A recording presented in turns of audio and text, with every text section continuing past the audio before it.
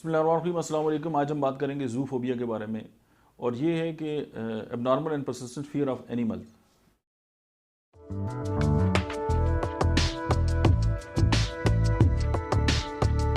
इसको हम ज़ूफोबिया भी कहते हैं, और इसमें ये बहुत सारी जो स्पेसिफिक जो फोबियाज़ हैं, ये जो फोबिया है उसका अहाता भी करता है। समटाइम ये होता है कि अरेक्नोफोबिया जो है, जो फियर ऑफ स्पाइडर है, वो भी इसके अंदर जो है वो पाया जाता है। समटाइम जो है वो फियर ऑफ बर्ड्स जो है उसके अंदर पाए जाते हैं।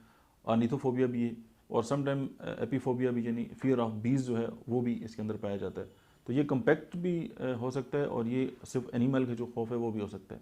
तो इसको हम ज़ूफोबिया कहते हैं। और इसकी जो होम्योपैथिक मेडिसिन हैं जो इस पर बड़ी हेल्पफुल हो सकती हैं, वो है calcarea carb, belladonna, carcinosin, China, hyoscyamus, lac can, phosphorus, stramonium and tuberculinum. Thank you very much.